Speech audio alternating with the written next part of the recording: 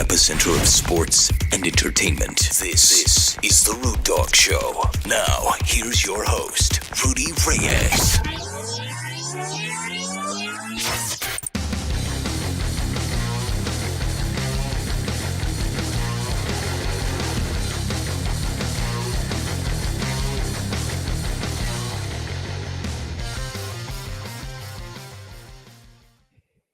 Welcome to the Rude Dog Show. Good evening, everybody. I know you're like yawning at the, and I know I was yawning at the All-Star game. I was yawning at everything they tried to do to get everybody to kind of buy into it. Of course, I wasn't a buyer. I was more of a seller. Speaking of a seller, there's a lot of selling things that we can go on about, but I'm not going to go there.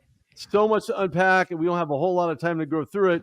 But anyway, welcome to the Rude Dog Show. I'm your host, Rudy Reyes. Barry Long here, the second, not the first nor the third, and will never be the odd man out, despite him being the second and not the third, which I think is an odd number. Well, my dad is the first, I'm the second, and my son is the third. So shout out to the first and the third.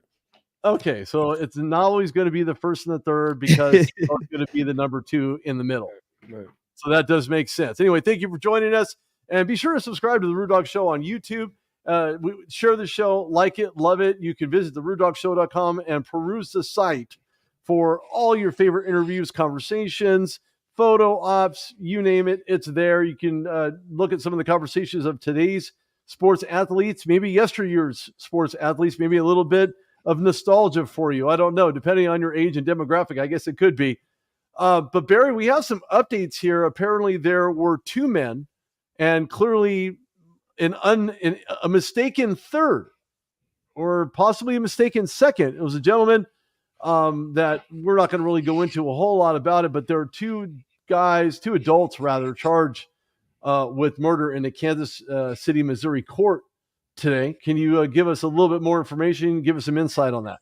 Yeah, so this incident stemmed from the shooting that happened at the Kansas City Chiefs celebration parade at Union Square, and it was pretty much a melee. So there was two teens that were tackled in the melee, and that they were ended up apprehended, but they ended up being released. There was two men. This was an encounter between two men, Dominic Miller and Lyndall Mays, and each one of them started to argue. Mays produced a handgun, and that's when the other guy, Miller, produced his handgun, and the shootout ensued. Now, prosecutor Jean Peters Baker of Jackson County has said that both men have been charged with second-degree murder of Lisa Lopez Galvan, and they've also been charged with 2 counts of armed criminal action and unlawful use of a weapon. So we have two people that have been charged, and we'll see if they get convicted. But pretty much, there's going to be a lot of video from out there on the scene because, of course, everybody's out there recording the video on their cell phones. You've got video from surveillance cameras. You've got TV cameras that are out there. So pretty much you got helicopter shots of the incident. So pretty much there's going to be no way that these guys are able to get away with this. So shout out to justice being provided swift, and shout out to everybody out there who survived the incident. Well, not only that, but as far as what they're able to really piece together, you can create a snapshot of various footages and kind of put that all together to really kind of understand what was going on from different perspectives, from different camera angles, shots. The perspective, if you will, is going to be very heavily looked at. It's going to be part of a case that, in my opinion, is going to be a slam dunk in relation to the swiftness of not only the accusation, but through provocation, and for them to provoke and incite of not only a riot, but to pull out guns and start shooting in the direction of innocent people. And hitting all those kids? I mean, good God, bro. Like, you're done.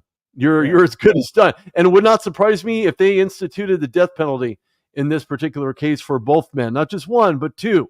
I'm not sure of the statute of limitations in regards to the death penalty, but I think they could probably make an exception for this. I don't know. I'm not the judge, jury, nor the convictor in this case. But typically they're not going to do it. They're not going to do a death penalty for a second-degree murder. But they should definitely. These guys are going under the jail. So it's probably going to be the worst, the harshest conviction that you can get for second-degree murder.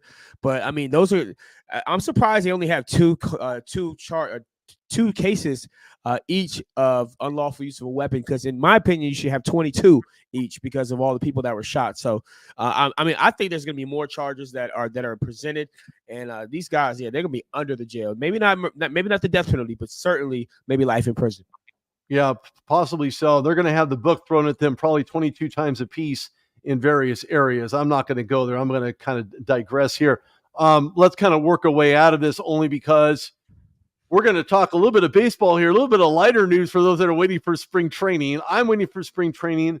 I have a vested interest, let's say, in the baseball season, probably more so now than I have in any other time past. And I say, why is that? Well, there's a lot of reasons for that. First of all, spring is here. The smell's in the air. You know, the flowers blooming. Unless you're, have allergies, that probably not is your best friend. But if you don't have allergies, like yours truly, I'm certainly embarking on a would-be great baseball season, starting with spring training. The Dodgers take on home field against the San Diego Padres in just a few days. So this is a good time for people to really start getting glued in. Sit down, grab some popcorn, a hot dog with all the trimmings, and your favorite drink, and sit down and listen to what we got here. So, look, last year we seen two Cinderella stories. One where the glass slipper didn't fit, and the other team's glass slipper was true to form. It fit them perfectly. They were able to dance a jig, and it was the World Series champion Texas Rangers. And it wasn't as though the Diamondbacks had a horrible season. It wasn't as if they weren't there for the right reasons. And people were counting them out. I believe there were lots of people who were basically writing them off and saying, you know what, they're here. It's probably a mistake, but, they're here and we're going to take it on the chin. I don't believe Diamondback players, much less fans, believe that. They were there for the right reason, and they were there to win. They had done that all season long. They swept the Dodgers in timely fashion. There were a lot of teams that they swept. They fought tooth and nail to get to where they're at, but unfortunately their coffin was nailed when the Texas Rangers decided to win that championship. And by the way, Diamondbacks had an absolutely fantastic season. And the only thing that stood in their way was the ground that was being surged by the Texas Rangers, gaining ground, getting to a point where, and I would be remiss if I didn't state for the record that the Rangers did their absolute best to get there, and they're certainly going to keep the core assembled, right? We see the Marvel universe where they want to keep everybody together to kind of help the forces of evil and so on. But this is more like the forces of lifting another championship trophy over your head, and that's going to take a team effort, and that's where these guys are. When you look at both of these teams, are they going to be back in postseason, Barry? I mean, what do you think the Rangers are poised to repeat? I think that the Rangers are poised to repeat. Although that was the first championship that they've had in the history of the franchise, I just think when you look at the core group that they have together and the way that they were able to keep a lot of those guys for cheaper prices. I mean, of course, you paid Corey Seager the major big deal. You didn't pay Marcus Semien that much. You've got young guys like Jonathan Heim. I mean, you got some guys on that team that you don't have to pay for a while, that you're going to be able to keep. And then you've got a lot of good pitching. And when you've got Eovaldi pitching the way that he did, and then the bullpen coming out the way that it did, it felt like the Rangers were supposed to be there the entire season. And I know that they were being challenged in their division in the regular season just to get there. I mean, there was a surge down the stretch of the season where you had the Astros and the Rangers and the Mariners, who all looked like they were all three postseason bound. So the Rangers were just the team that was able to the last man standing, if you will. And they really had contributions from guys all over the field. So I felt like, they were poised and they were supposed to be there. Now with Bruce Bochy, being one of the best managers, in my opinion, of all time, with 4 different championships, with 2 different franchises, I feel like this guy coming back is major. We don't know how much longer he has as an umpire or as a coach in this league, as a manager in this league. So, him coming back and feeling re-energized, I feel like it's a good thing for that team to provide some continuity. But when you look at the other side, the Arizona Diamondbacks, this team is a team that shocked a lot of people. And it was kind of like when the Kansas City Royals won it back in 2011. Other teams that randomly started playing well at the right time. And yeah, they have some good stars. Corbin Carroll played his ass off this past season. Could have been Rookie of the Year. They had contribution from Perdomo. They've got really good pitching down the stretch from Gallen, especially Merrill Kelly. So they played well, but at the end of the day, they didn't even win their division. This is a wild card team that shocked a lot of people, shocked the Dodgers. They were clicking on all cylinders down the stretch. So I do not expect the Arizona Diamondbacks to be in the World Series, much less win the pennant. I'm not even sure if they make the playoffs. I know they added Gurriel, and that's a big pickup for them. But yeah, like they're in a tough division. I mean, you got the Padres right there, you got the Dodgers right there, you got the Giants there, all who are primed and predicted in most people's predictions to finish ahead of the Diamondbacks. So no, I don't expect to see the Diamondbacks back in the World Series, but I fully do expect to see the Rangers either in the ALCS or the World Series. Well, I'll be honest with you. When I look back at Arizona and how Arizona was able to really do that, they basically took over the Milwaukee Brewers. They took over the Dodgers, as you stated. It was a sweep of sweeps I have never seen on any Dodgers team, probably within the last decade. I mean, they just took them out, and they didn't even look back whatsoever. And then you've seen the Philadelphia Phillies winning the NL Division Series over the Braves, which was also another shocker. I didn't see that coming. I thought that they had, because they had Ronald Acuna and they had all those pieces, it looked as if it was a shoe-in for Atlanta, but the Phillies just shocked the world with that win, and that series over. But then Astros beat the Minnesota Twins, which the Twins were an exciting team to watch. I must say, they're very exciting. They did lose some pieces. We'll talk about that as the show goes on. But I mean, the Rangers over the Orioles, and then the Diamondbacks over the Phillies, which I was shocked to see that game actually unfold the way that it did. And the lead that they had taken in that series was just mind-blowing. I'm thinking to myself, is this team for real? I mean, are they legit? You said you're not going to see them back in the World Series. I see them maybe knocking on that door. Really? Of getting to the World Series. Yes, I do. Because they're going to keep all those key pieces. They know what they need. They know what they need to bring up from AAA. They know who they already have. They just need to be better in the infield and need to be more opportunistic at the plate and being able to just overall just play better and make those hits count when they need to. And I don't mean knock it out of the park in every single swing at the bat, but at least incorporate, use a flyout rule, use the weapons that you have in front of you. And if you don't, and they didn't do that against the Texas Rangers in the World Series, and that's one of the reasons why they lost. They got behind really quickly, and ultimately the Rangers said, you know what, we smell blood in the water, and that's exactly what happened. They took them out. And now, you had stated the Rangers' first World Championship. I like that championship. I think they're going to work on that. I think they're going to build that, and I think they're ultimate favorites to get back to the big dance. The bigger question is who do they face? I know the Astros fell a little bit short. They kind of fell flat on their face against the Rangers, but I mean, the Astros are always, they're the Astros, and they're always there.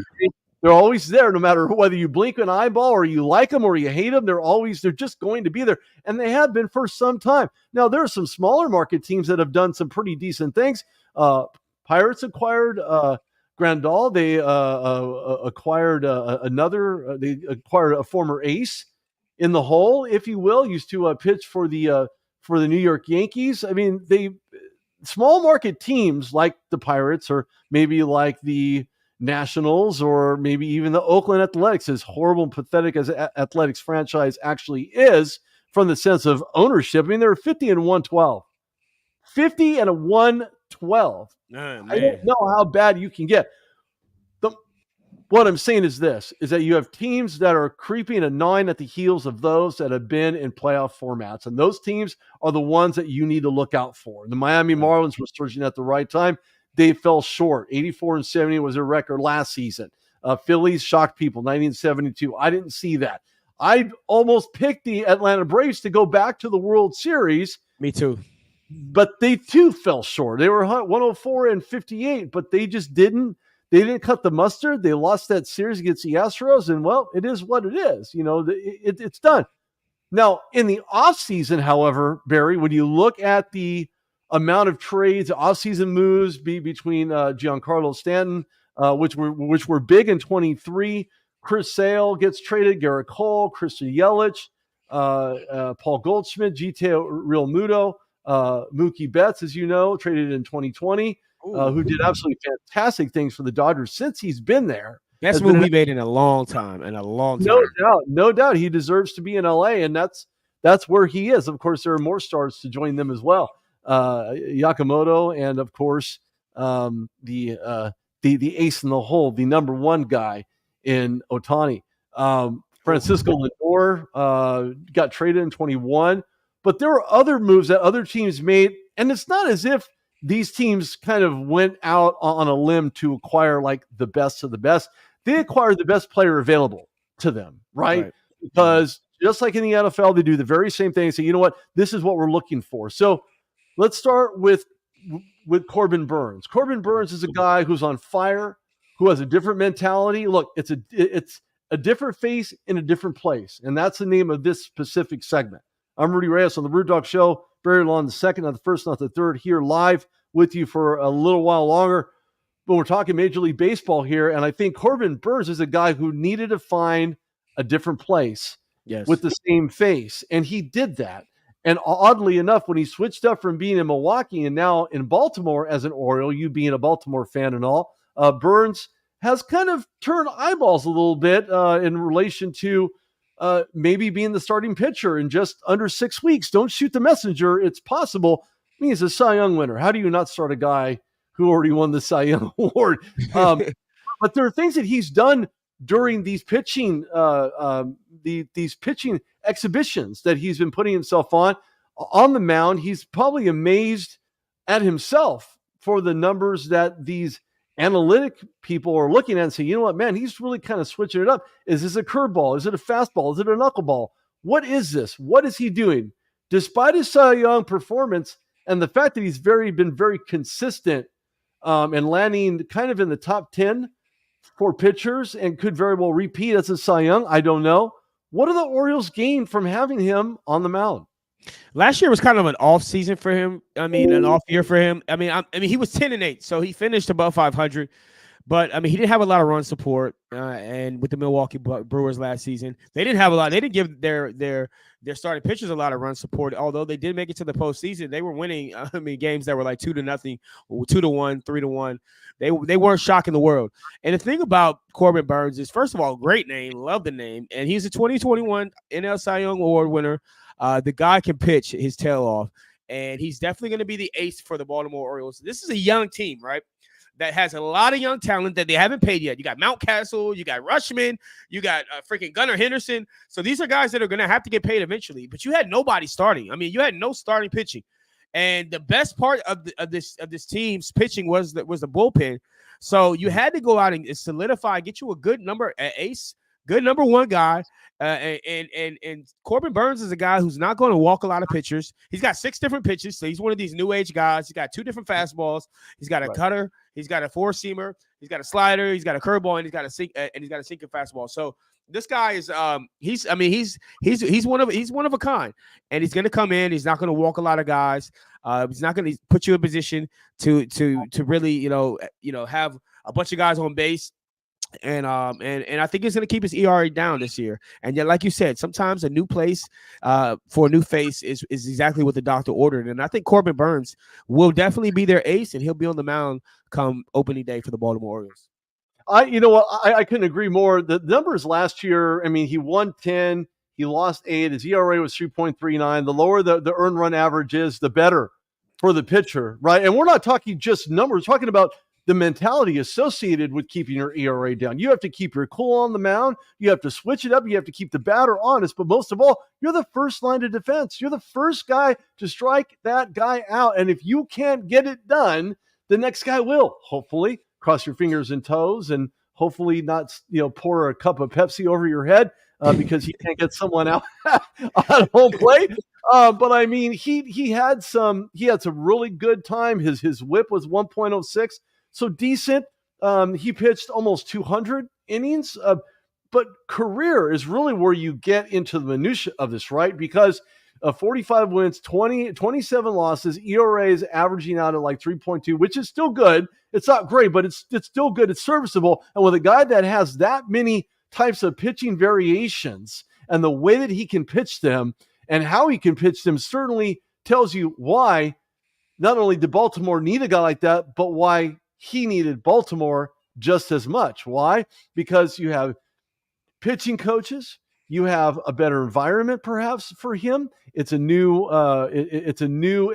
set of fans. It's a new stadium to play in. And the fan base is lit right now. I mean, you should have seen some of those games like later on in the season for the Baltimore Orioles. The fan base is lit, and yes, I think it's going to be a refreshing place to be for him. And then not only that, he fills the position well too. I mean, this guy was almost a Gold Glover at the pitching position, so he's all around, and he's definitely going to be their ace.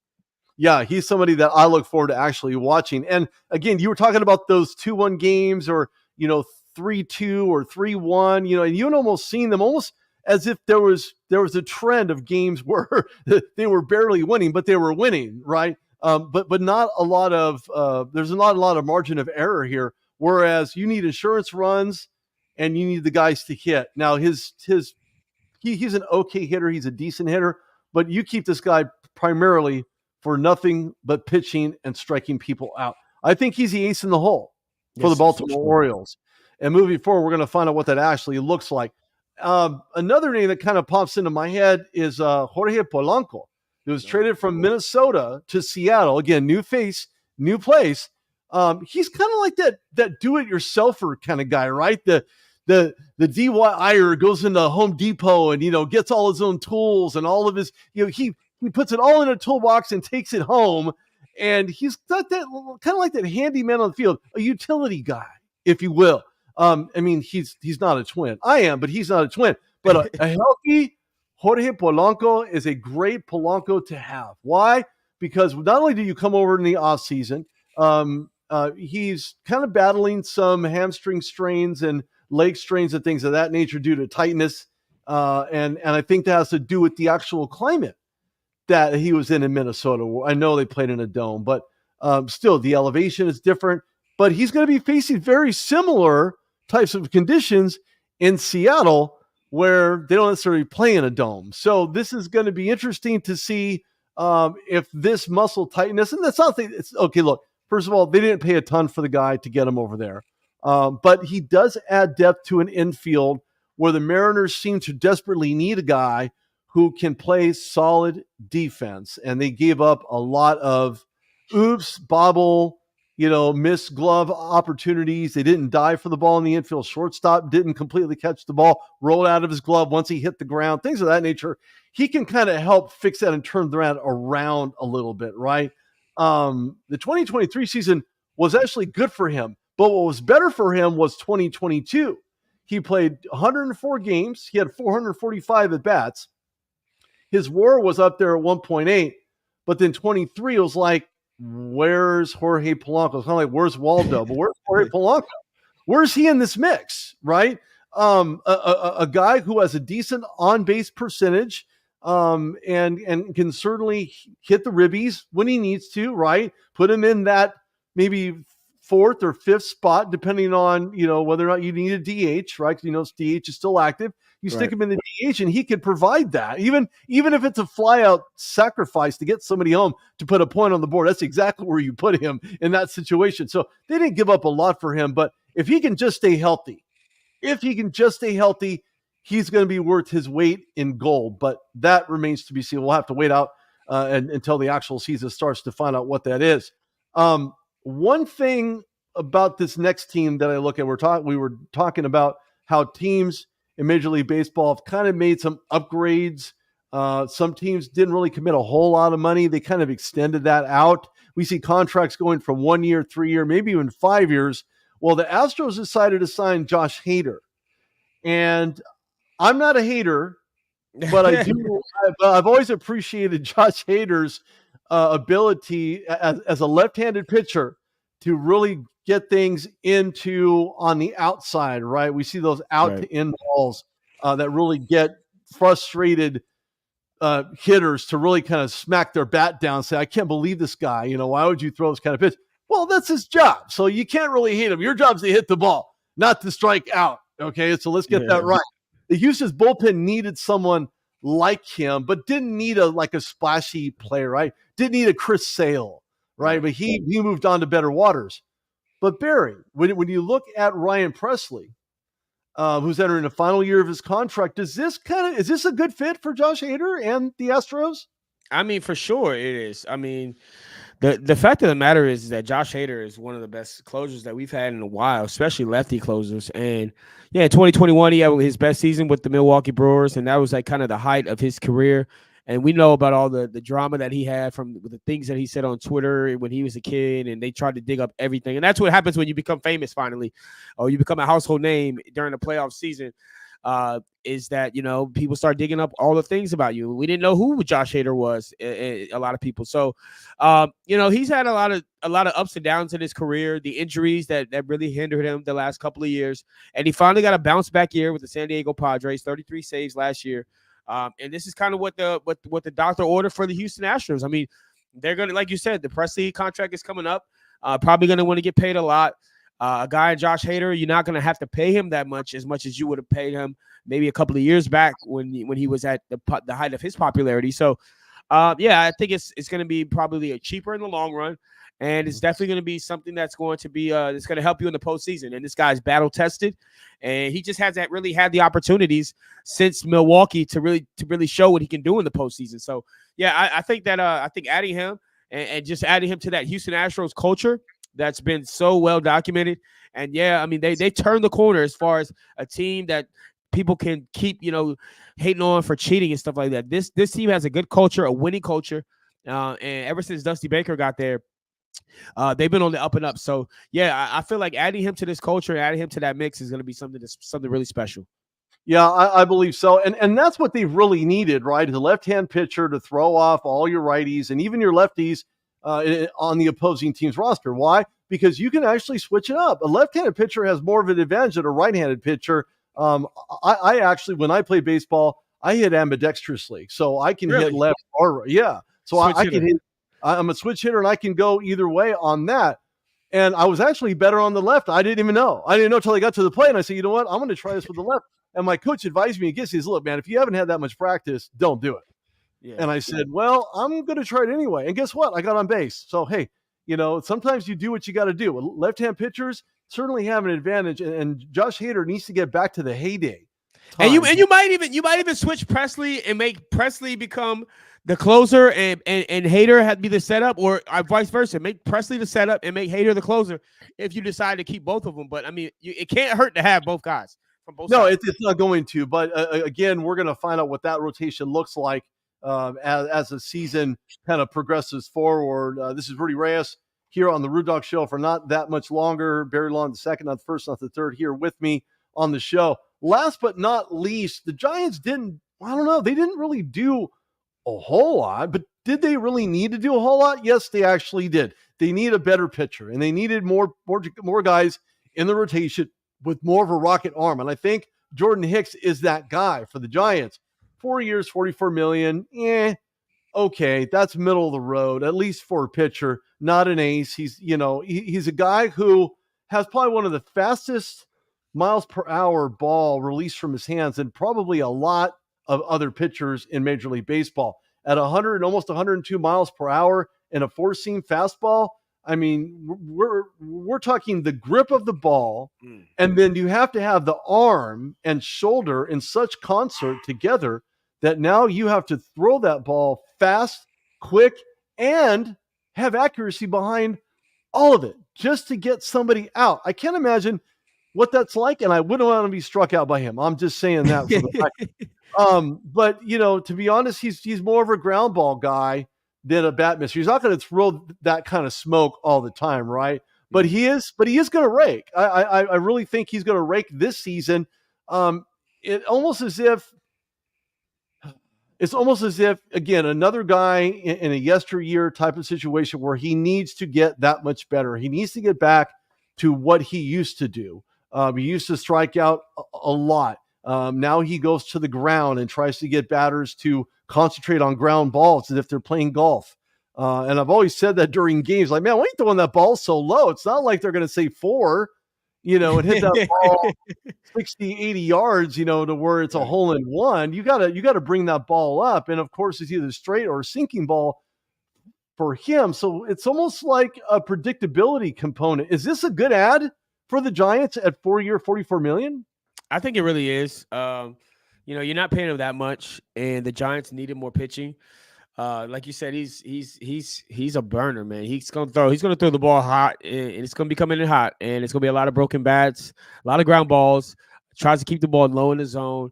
But yeah, man, I feel like this is gonna be a good addition. He's gonna come over to a weaker division, if you will, because I mean, there's a lot of big, strong hitters in the division he comes from, and going to the National League is a little bit easier, in my opinion, than pitching in the American League. So I think this is going to be a good addition. I think that it's a low risk, high reward, because the guy, if he returns to that good form that he had in the prime of his career, he's 27, so he's still got a few years left. Sure. If he returns to that good form, then it's low risk, high reward, and I think that the Giants definitely could have added an arm, and they did. So yeah, I like the move for them. I do as well. And what's really good, you mentioned that there are younger, but there are younger hitters too in the American League than there are in the National League. You have your hardcore sluggers in the National League. I think this is more about him getting back to who he was before, and not necessarily relive the heyday. I mean, I hate using that terminology, but he's got to get back to what he's used to do, what he's used to doing, which is massive strikeouts, high velocity, with the changeup, with the four seam. You pull in the fastball, you sneak things in the corners on both ends. I mean, you got to mix it up. And I think Jordan Hicks, because now in the AL you have more finesse batters. You don't have your monster sluggers that can just kill that thing out of the park with one full swing. You have more finesse hitter that can try to make things happen by maybe a ground rule double, or maybe a little pop fly, or something that's not really dynamic, where he doesn't necessarily have to throw the smoker every single time he touches a ball. Absolutely. I mean, yeah, and the older you get, the more finesse you have to add to your game. You can't, you gotta age fine like wine, and you gotta be able to, work those corners, paint those corners, and we had a few, like Doc Gooden back in the day used to probably come to the he used to come to the mound drunk. Back in the 80s, it was crazy, but yeah, seriously, man. The dugout. But yeah, the older you get, the more finesse you have to add to your game, and it's just like Max Scherzer. I mean, Max Scherzer was a high volume strikeout guy, and he still is, but he's had to add more finesse over the years, and that's the reason why he's been able to sustain such longevity. Justin Verlander as well. Yeah, and I was just going to say, Verlander is one of those guys that are, is always the age before beauty kind of thing. Speaking of that, this is Rudy Reyes on RudDogShow.com. Thank you so much for tuning in. We certainly appreciate it. Again, subscribe to the channel. We appreciate you guys checking it out. Go to the RudDogShow.com. Check out everything I have from the last 10 years in media broadcasts, from interviews, conversations, photos, events, you name it. It's all there. Some people you may have heard of, and some people you may not have heard of, but you will by the time you get done with the conversation. So thank you so much for tuning in. Barry, where can everybody reach with you, at you, and okay. Go ahead. Barry, at Barry Long II on social media. Swipe it right, swipe it left, swipe it right, like you're on Tinder. But yeah, at Barry Long II, I am on IG at Barry Long II. I'm also on X/Twitter at Barry Long II, and on Facebook at Barry Long II. Like me, love me, share me. I'm not going follow there. Me. Follow me. This is Rudy Reyes on the Rude Dog Show. And again, you know what? I did something different today. Yes, I'm not going to lie. This is a day in sports history. I added my name to the list. See, it says X. Oh yeah. I like that. So I don't have to tell you, but I'm going to tell you just in case, because I can, and it's my show. So why not? Follow me at Rude Dog Reyes on the Rude Dog Show. Again, thanks for tuning in. We certainly appreciate it. This will be posted on the RudeDogShow.com and, well, everywhere else you get your social media. So thanks for tuning in. We'll see you guys tomorrow. Have a great night.